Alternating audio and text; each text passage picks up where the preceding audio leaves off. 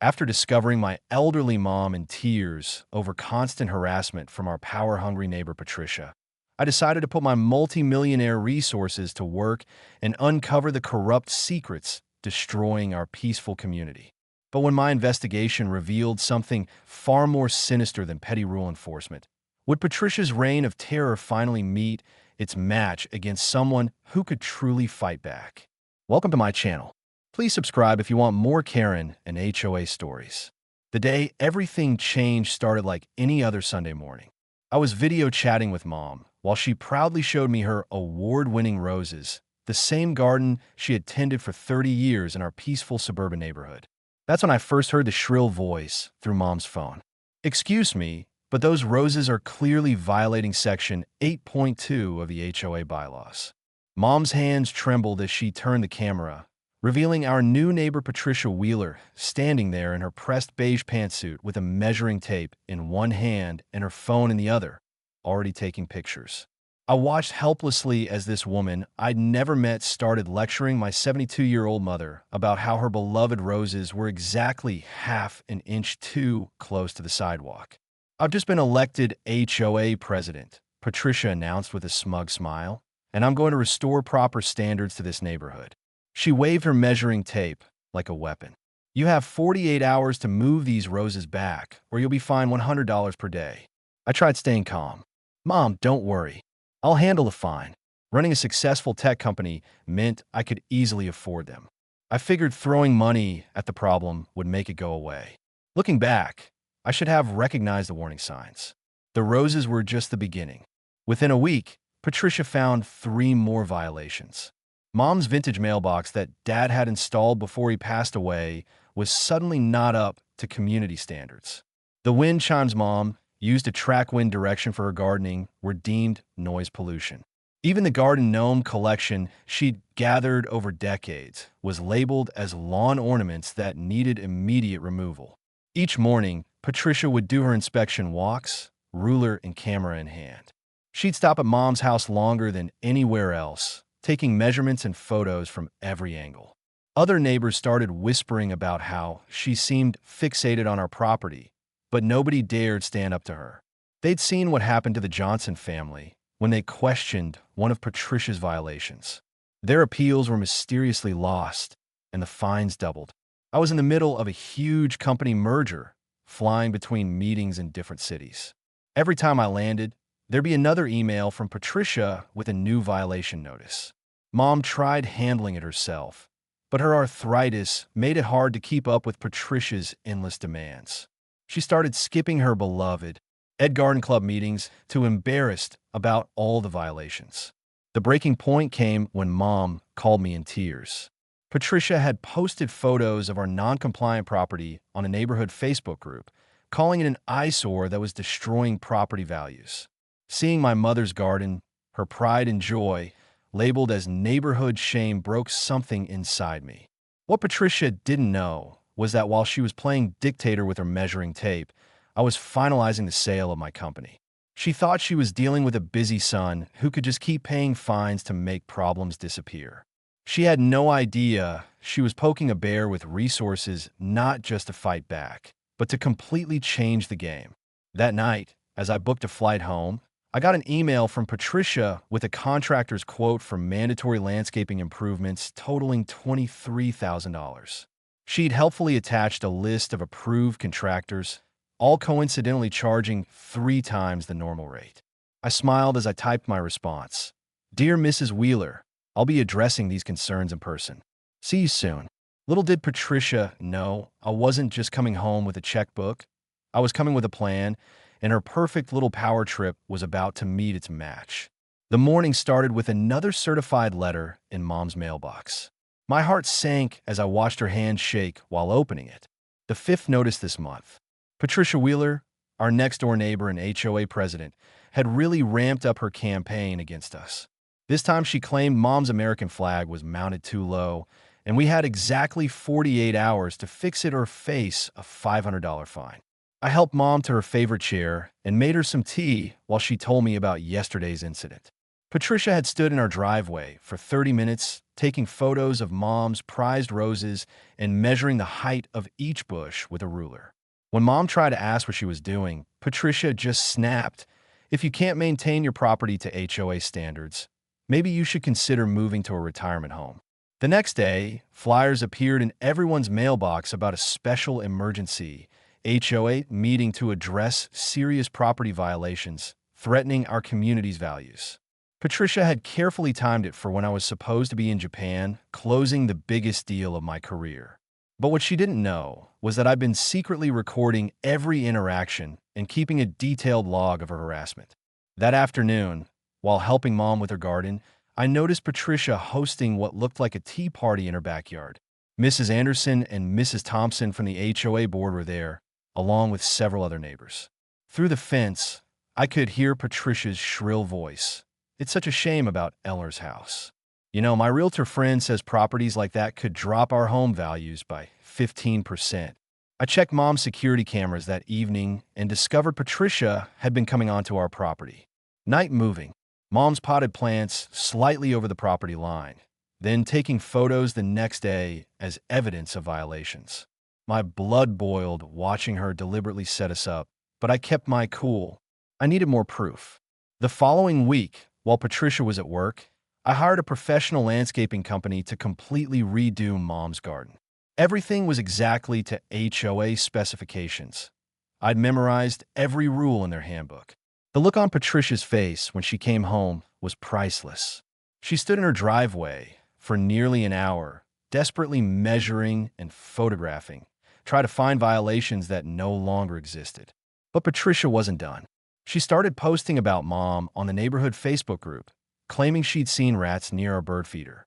When other neighbors defended Mom, those posts mysteriously disappeared. Soon, anonymous complaints about their properties started appearing in their mailboxes too. I was in the middle of a video conference with potential investors when Mom called me in tears. Patricia had convinced the HOA board to require all homes to be repainted in approved colors within 30 days. And surprise, surprise, the only approved contractor was her brother-in-law's company, charging 3 times the normal rate. Mom's fixed income couldn't handle another unexpected expense. That evening, as I comforted Mom and promised her everything would be okay, I noticed something odd through our kitchen window. Patricia was having another backyard meeting, but this time with people I'd never seen in our neighborhood before. They were passing around papers and pointing at different houses on what looked like a property map. I couldn't prove it yet, but something bigger was going on here. This wasn't just about garden gnomes and paint colors anymore. I rescheduled my Japan trip. My mom's house and our entire neighborhood needed me. Patricia thought she was dealing with a busy son who would just keep paying fines to avoid confrontation. She had no idea that I'd been quietly building a case against her, or that I had the resources to fight back in ways she couldn't imagine. As I watched her meeting through the window, my phone buzzed with a text from an old friend at the county records office. What he'd found about Patricia's past HOA dealings made my jaw drop. The moment I walked through Mom's front door, my heart shattered. There she was, sitting in her favorite armchair, hands shaking as she held a bright red notice. Her eyes were puffy from crying, and her beloved garden gnomes were lined up on the dining table like tiny soldiers about to be sent into exile. I tried my best to keep up. Mom whispered, her voice breaking, but my hands just won't cooperate anymore. She showed me her swollen fingers twisted by arthritis. The final warning notice threatened to put a lien on her house, all because her shrubs were 2 inches taller than Patricia's arbitrary neighborhood standards. I sat down with Mom, looking. Through months of HOA violation notices, each one was pettier than the last. The brick border around her flower bed was not the approved shade of red. Her wind chimes were causing a noise disturbance. Even the bird feeder was deemed an unsightly attraction for wildlife. While comforting Mom, my phone buzzed with messages from neighbors. Patricia had been busy. She'd gone door to door with a PowerPoint presentation showing how Mom's neglected property was supposedly dropping everyone's home values by 15%. She'd even used photoshopped pictures, making Mom's perfectly maintained garden look overgrown and wild. That night, I couldn't sleep. I kept thinking about how Patricia targeted Mom right after I left for my company's biggest deal overseas. The timing was too perfect. A quick social media search showed Patricia following my business news religiously. She'd even commented on articles about my company's growth while simultaneously harassing my mother. The next morning, I made some calls. My company's sale for $89 million had just cleared, but I kept that quiet. Instead, I hired a professional landscaping team to document every inch of Mom's property. They took detailed measurements, photos, and videos proving all her maintenance was well within the original guidelines that Patricia had quietly changed without proper homeowner approval. But Patricia didn't waste any time. By afternoon, she called an emergency HOA meeting for the following week to discuss immediate action against property violations, threatening community standards. She even hired security to block Mom from attending, claiming her presence would be disruptive. What Patricia didn't know was that I'd already spoken to 3 law firms specializing in HOA disputes, or that I'd pulled the property records for every house in the neighborhood, or that I'd requested every HOA financial record for the past 5 years. Most importantly, she had no idea that her perfectly timed harassment campaign had just picked a fight with someone who had the resources to dig deep, really deep, into every decision she'd ever made as HOA president. I watched through my mother's kitchen window as Patricia strutted down the sidewalk, measuring tape in hand, taking photos of Mom's rose bushes with a smug smile on her face. She was so busy documenting minor infractions that she didn't notice the private investigator's car parked across the street or the camera capturing her every move. The HOA meeting was in 7 days. Patricia thought she was about to claim her biggest victory yet, but I had a feeling those 7 days would uncover exactly why she was so desperate to force my mother out of her home. Something wasn't adding up about her sudden interest in this particular property, and I was going to find out what it was, no matter the cost. I couldn't sleep that night after seeing Mom cry, so I started digging through every HOA document we had. Something felt off about how Patricia had targeted certain neighbors but ignored others. The next morning, I made some calls to my old college friend Sarah, now a top real estate lawyer, and set things in motion. The first red flag popped up when we requested the HOA's financial records. Patricia tried to block us, claiming they were private, but Sarah knew better. These records were supposed to be available to all homeowners. What was Patricia hiding? I hired the best private investigators in town. They discovered Patricia had a special arrangement with her brother-in-law's construction company, Wheeler's Perfect Homes. Every time she found a violation, she forced homeowners to use his company for repairs at 3 times the normal price. The more we dug, the worse it got. One elderly couple, the Andersons, lost their retirement savings after Patricia made them replace their entire roof for a single loose shingle. The Garcias had to take out a loan to redo their perfectly good driveway because it was the wrong shade of gray. Meanwhile, Patricia's best friend, Susan, had a rusty car sitting in her front yard for months. No violations there. The investigators found something even more shocking. Patricia was taking trips to Hawaii using HOA money.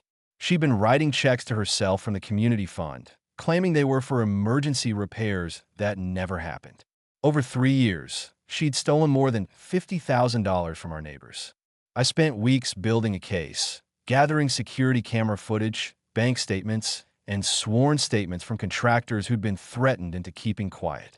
The whole time, Patricia kept harassing my mom about her garden, totally unaware of what was coming.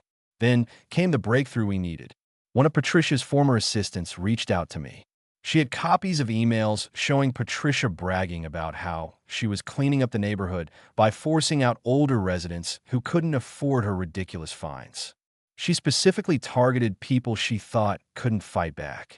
I called an emergency meeting with the HOA board members, minus Patricia. When they saw the evidence, they were horrified. Many had suspected something was wrong, but had been too afraid to speak up. As we talked more, stories came out. Patricia had been using HOA meetings to spy on neighbors, planning her next attacks based on who looked vulnerable. The final piece came together when we found proof that Patricia had changed HOA rules without proper votes, making up new regulations whenever she felt like it. She'd even forged signatures on official documents. I knew we had enough to stop her, but I wanted to make sure she could never do this to anyone else. I contacted local news stations, prepared to expose everything if the board tried to sweep it under the rug. Then I scheduled a meeting with the district attorney's office. This wasn't just mean behavior anymore. It was criminal. Just when we thought we had seen it all, my investigators found a connection between Patricia and 3 other HOAs in nearby towns had been giving consulting advice on how to manage difficult residents. How many other communities had she poisoned with her tactics? The next HOA meeting was in 2 days, and Patricia had no idea that her whole world was about to crash down. As I organized my evidence files that night, Mom called to tell me Patricia was at her door again, waving another violation notice and threatening to put a lien on the house. I smiled, knowing it would be the last time she ever harassed my mother. What Patricia didn't realize was that tomorrow's meeting wouldn't be about Mom's garden. It would be about her own crimes, and I had invited some special guests. The FBI's Real Estate Fraud Division. The morning of the HOA meeting felt different. My team of lawyers had prepared 3 large boxes of evidence, each one more damaging than the last. Walking into that community center, I saw Patricia sitting at her usual spot, wearing her usual smug smile. She had no idea what was coming. I started by showing everyone the property maps. Turns out Patricia's prized rose trellis was actually 6 inches over her property line, a violation she'd been fining others for. The room got quiet. Then I pulled out the financial records, 5 years of selective enforcement, waived fees for her friends, and doubled fines for people she didn't like. The whispers started, but the real bombshell was the security footage of Patricia accepting cash from Bob's Home Repairs, the only contractor she'd approved for HOA violations. The same contractor who charged 3 times the normal rate and split the extra money with her. When the video played, someone in the back gasped. Patricia tried to interrupt, her face turning red. "This is ridiculous. I've only ever tried to protect our property values." But I wasn't done. I revealed the letters from elderly residents who'd been forced to take out loans to pay her ridiculous fines, the medical bills from Mrs. Johnson, who fell trying to clean her gutters after Patricia threatened to put a lien on her house. The room erupted.